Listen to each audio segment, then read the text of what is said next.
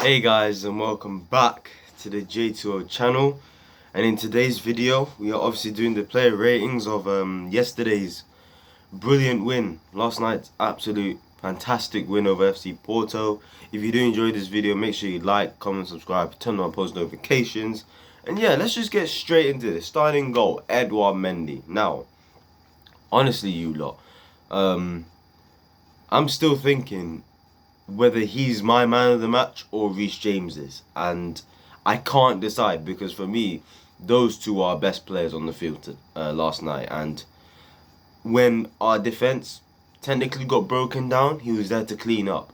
But to be fair, Porto's best chances were from set pieces. There was one where in the first half where pretty much my man curled it in, like from literal corner kick. He curled it and it looked like it was going in. Mendy, boom, quick reaction, because keepers, that catches them by surprise most of the time. So that was good from him. There was a moment when Mariga got in behind our defense and he was there, saved with his right leg. That was absolutely brilliant from him as well. He concentrated for 90 minutes, mentally and physically, commanded his area, told the defenders what to do, made some good saves. And yeah, Mendy was, like I said yesterday, that's his 21st clean sheet in 34 games. Put some respect on this guy's name, man. He's so underrated. Been one of Chelsea's best players this season. He deserves a shout for Player of the Year for Chelsea, but it might not be him, if you know what I mean. There's a certain somebody who is probably gonna get it over everyone else, which is fine by me. But I'm gonna give Edouard Mendy an 8 out of 10 for that performance. Moving on to the next player. You know what? I'm going to do the whole defense together. Rudiger, Christensen and Azpilicueta. I'm going to give them all a 7.5 out of 10 because despite the 1-2s from Porto, they still gave me that sense of comfort. I still didn't think they were going to score in that game. As much as they were playing good football and all of this and that, still, I just thought they weren't going to do anything. And I thought Christensen, first of all, other than the fact that he kept on in the first half, I noticed that Reece James was in loads of space down the right hand side, and he would try ping the ball to him, but he just failed every single time for a while, and it was getting on my nerves. So that was that on Christensen. Azpilicueta, captain's performance once again, showing leadership. He could have gave a penalty away, even though I don't think it was a penalty at all. Literally, he just touched Mariga and he went down. What's he doing? Porto, that half were just trying to get anything. And Rudiger, once again, the tank, the beast. His relationship with Ben Chilwell was excellent. Other than that moment where he didn't time his run for the Mariga shot that went in behind, I think what messed him up was he appealed for offside, and then that slowed him down massively. Yeah, it's a bit of lapse in concentration for him, but other than that, he was brilliant. It's clear to see that he's been our best centre back since, for me, since Thomas Tuchel's coming. So, yeah, like I said, we get 7.5. They all get 7.5s. Let's move on to the fullbacks. Our wing backs. Starting off with Reece James, and like I said yesterday, this guy, I'm saying this right now, yeah. The fact that he's 20 years old and there's barely any weaknesses in his game. For me, there's barely any. There's a couple, but I don't think there's much. 20 years old, I'm telling you right now, he's going to become the best right back in the world at some stage. If Trent Alexander-Arnold can get that title, yeah, for Liverpool as the best right back in the world, then I'm pretty sure Reece James can get that title as well. He's going to become one of the best right backs in the world. And I'm saying that right now with big chest. Yeah? That brother, I think his name is Swasulo. He did not. He's one of the trickiest players in Porto. Alongside Corona. Those two are one of the trickiest players. They both tried him at some stages. And he bodied them. Bodied them, fam. Literally, he gave them no chance. Whether it was tackling, whether it was 1v1 strength battle, he just shrugged him over and said, "Who are you, fam? I'm Reece James, better than Trent Alexander-Arnold." He showed last night, yeah, big stages he can do it, yeah. And just because he went through a couple bad games Don't get it twisted. His first bad game came in December. The season started in August. Think about that, please. Yeah? And then he had his really rough patch, and then he's back. Simple as. Reece James, 8 out of 10 today. Ben Chilwell will get a, you know what? I'll give him an 8 as well, even though I do think Reece James and Mendy are still my top 2 for man of the match. I still haven't decided, but I'm going to give Ben an 8 as well, because I thought he was very, very good today. I mean, yesterday. Because that goal, you could clearly see Alonso would have never done that, you know. It's clear that Ben Chilwell's pace is very key. And I think Thomas Tuchel does want to use him a lot more. And I think in the big games, he's shown that he's clearly more useful than Alonso, you know. People may say with Alonso, but aerially Alonso is great. Oi, Ben Chilwell's aerial ability is very underrated, you know. He's very good at timing his jumps and all of that. So the goal, he anticipated it well, you know. He knew the mistake was going to come, chested it. He goes through on goal. Like he said in his interview that he saw space for the goal. So basically he went round the keeper and then obviously slots it in. Good communication with Rudiger as well. Good goal he scored. Defensively very, very solid. Corona didn't do much despite me liking him. Like, you know, he's a good player and that. But, you know, he went up against Ben and Ben, he had him. Ben had him. So yeah, Ben's going to get an 8 out of 10.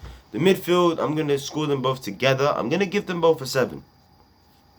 And this is because, right, some of their flaws were shown. Let's be serious. As in, physically, you know what? Porto at times turned them over. There were times when Porto easily went past them. But at the same time, I respect them for they didn't give up. They kept on going.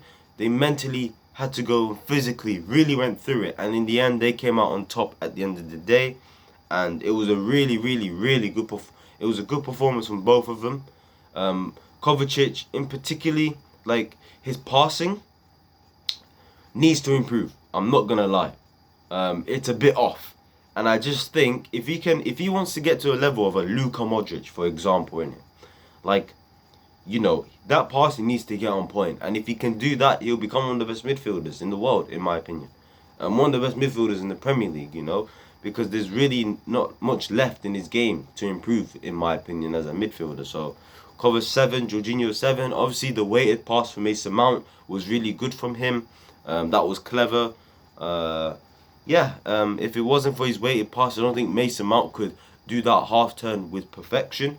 You gotta understand the weighted pass is very important to the way the player's first touches can be. So, yeah, that was really good from Jorginho. But like I said before, at times both of them, they got outrun. They got passed easily. But still, they still had good games, you know. They weren't poor at all. They stuck through it. You know, they had to get grit. They had grit. They had determination. They had aggression. So, well done to both of them. But I'm going to give them a 7 out of 10. We move on to the front three now. Starting off with Mason Mount. Money Mace, this guy. Oi. That goal, yeah. There's nobody better in the Prem, yeah, that does half turns than him. That half turn was disgusting, blood. That, like, when he scored that, yeah, I screamed, you had no right. Because he had no right to do Mbemba like that. No right, fam, yeah? I was screaming, call the police, fam. Man needs to get arrested, you know. I was bruv. Bro, that was disgusting. That was mad. Mad. Like, bro, Mason Mount, great goal to score. And as always, you know, worked hard, showed his quality. And you know what, yeah? You gotta give credit to Frank Lampard you always give credit to Frank for bringing him in from the youth team. And, you know, he made him a good player. But Thomas Tuchel is going to turn him into a world-class player. And we are seeing that clearly right now. He was good on the Frank, but he's looking world-class on the Tuchel. You know, that's what happens when you have a better manager, to be fair. So, yeah, Mason Mount gets an 8 out of 10 for me. Timo Werner. Timo. This guy, bro. You know what it is, yeah? I am getting to a point now, right? And he's really starting to frustrate me. There was a moment where he dribbled with the ball, and the ball ended up being behind him. And people are trying to tell me his dribbling is good. It's just not good enough, man. I'm trying to support him, and I will continue to support him, but it's time to get dropped. Yeah? He needs to get dropped. Sorry, you've got Christian Pulisic and Callum Hudson-Odoi sitting on the bench watching that, and you're telling me they can't do a better job. Yeah? Why did Timo even play in the first place? This game was not meant for spacing behind. This game was very congested. It was very crowded, and Timo Werner does not suit that. So why did he play? He gets a 4 out of 10. He was poor. Kai Havertz, I'll give him a 4 out of 10 as well, because he barely got involved. Although I'm not going to slander him too much, because to be fair, there wasn't much service for him, I guess. You know, it was clear that when the ball went over the top, which we've done a lot of the time from whether it was Mendy, Rudiger, or Chilwell, like the ball got kicked over because Porto's press was really good, and Havertz, he struggled to hold it up. He struggled to win the aerial battles. He struggled clearly, and you know, it's something he'll improve. You know, he's still young. He's 20 years old, 21 years old. So look, he's gonna improve as time goes on. He's gonna become a really good player, and yeah, I'm just going to give him a 4 though, because he barely got involved. He was poor as well. And he missed a sitter as well. I know Timo was offside anyway, but you know how it is. And yeah, he gets a 4. Before I get into the subs, actually no, let me do the subs now. Christian Pulisic can get a 6.5 for me, because he done more in 30 minutes than Timo Werner did. Unlucky for him to hit the crossbar. I told man he wasn't injured in the first place. He just felt something and thought, nah, let me just, you know, precaution. So it was a precaution. I thought he'd done well to link up with Giroud, who will also get a 6. He will get a 6 for me. He didn't get involved too much. You don't see Giroud being the type to fit in the Thomas Tuchel system, but still, he done well. So he'll get a 6 for me. Pulisic 6.5. I thought their link-up play was well, and they made Kočić even better. N'Golo Kante and Thiago Silva will just both get standard 6s. They came there, shot up. They done their job, and yeah, they're both going to get 6s. And last but not least, we get into the manager, and he gets he's going to get an 8 for me, because the lineup was, to be fair, was good. I liked it, probably except for Timo. The game plan was brilliant. To be fair, I didn't watch the game from the first 10 minutes in it, and the second I turned it on, I just saw Porto create a chance, you know, from the volley. I just saw 1-2 play. I was like, whoa, what's going on here then? And then as soon as I realized, 5 minutes in, after I started watching, I was like, okay, so it's clear that we're gonna sit back and play their game, and they're gonna play our game, where they keep the ball, they do their 1-2 little possession play, and we dog it down, professional defensive performance.